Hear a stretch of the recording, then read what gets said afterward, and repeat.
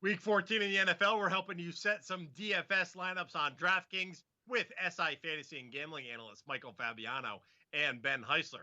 Fellas, we always go over the low ownership and the bargain buys. Fabs, you're going to help us save some money with the inexpensive options this week. Who do you got? Yeah, I'm going to start off with Jonathan Taylor, who's $5,800 on DraftKings.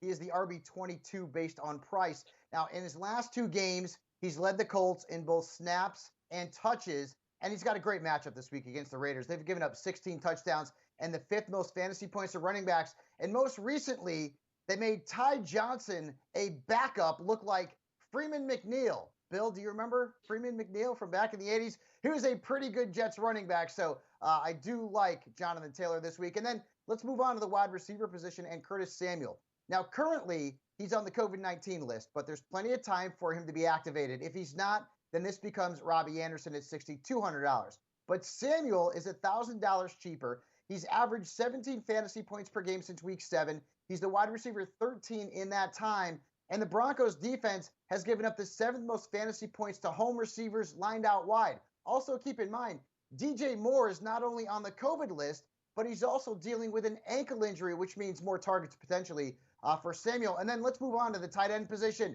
You see all the Cowboy stuff here behind me?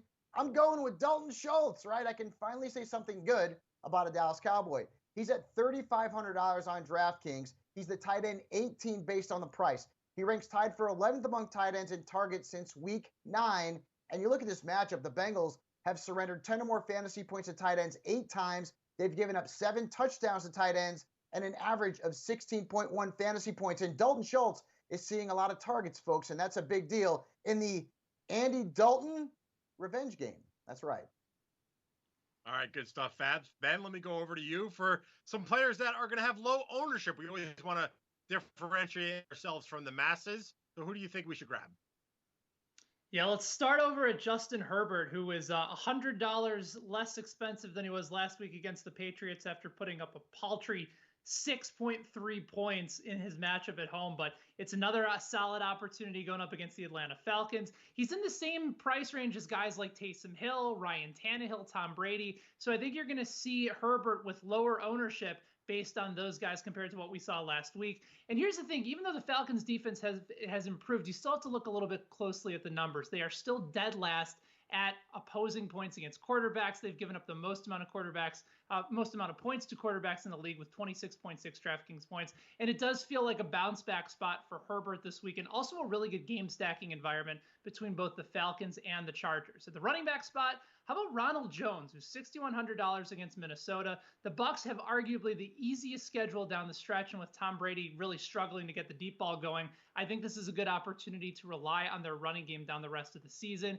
And also, Bruce Arians doesn't typically lie to the media. Well, he said they weren't going to sign Antonio Brown, but he typically likes to tell the truth. And this week, he's mentioned that they need to get Ronald Jones the ball at least 20 times.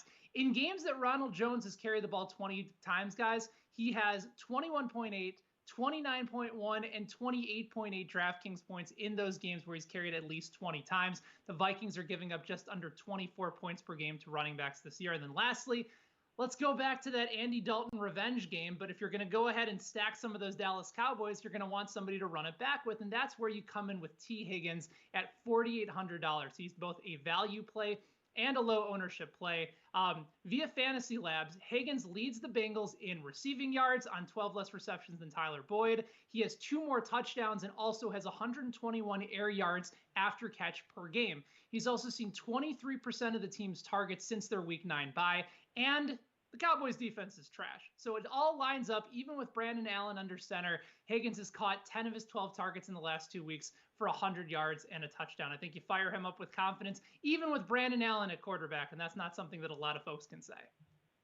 Great stuff, fellas. There's over $3 million in prizes on DraftKings for week 14. We're going to help you get a piece of that. Go to si.com/gambling for more DFS strategy and advice.